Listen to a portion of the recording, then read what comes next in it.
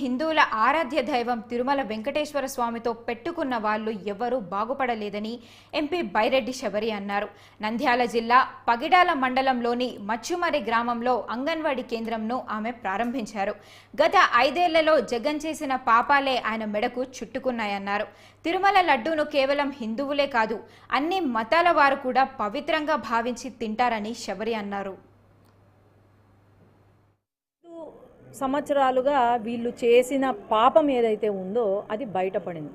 చంద్రబాబు నాయుడు గారు సీఎం అవ్వంగానే మొదటి నుంచి చెప్తూనే వచ్చాం, వాళ్ళు కూడా చెప్తూనే వచ్చారు, ఏదో తేడా కొడుతుంది, లడ్డూలో తేడా కొడుతుంది అని మీరు కరెక్ట్గా ఇస్తున్నారా లేదా అని చెప్తూనే వచ్చారు. కానీ ఎవరు వినలేదు. కానీ అధికారం వచ్చిన తర్వాత వెంటనే సీఎం గారు వెంటనే ఆదేశాలు ఇచ్చారు, ఇది లడ్డు టెస్టింగ్కి పంపించండి అని చెప్పడం జరిగింది. ఆ తర్వాత బయటపడింది ఏంటంటే, ఎంతో మనము అసలు తిరుపతి వెళ్తే ఒక లడ్డూని తీసుకొచ్చి దానికి పూజ చేసిన తర్వాతే మనం అందరికీ కూడా ఆ లడ్డూని ఇస్తాం.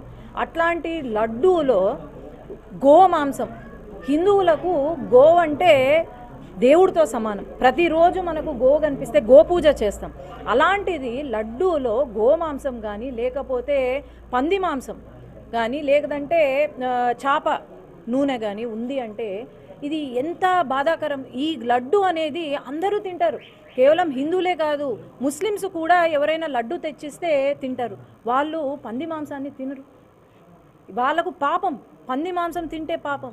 అలాంటిది ప్రతి ఒక్కరు కూడా, ఈ దేశం కాదు మొత్తం ప్రపంచంలోనే ప్రతి ఒక్కరు కూడా వ్యతిరేకిస్తున్నారు. నిన్న మరి సీఎం గారు తిరుపతికి వస్తాను అని అన్రి. ఎందుకు వస్తాడండి తిరుపతికి? ఏం చూసుకొని వస్తారు? 5 సంవత్సరాలు నాటకాలు వేసా తిరుపతికి వచ్చి, మరి ఇప్పుడు మళ్ళీ కొత్త నాటకం తిరుపతికి వస్తాను అని. నిజంగా ఆయనకు దేవుడు పైన నమ్మకం ఉంటే మరి తిరుపతి కొండ ఎక్కి రావచ్చు. ఎందుకు ఎక్కడు?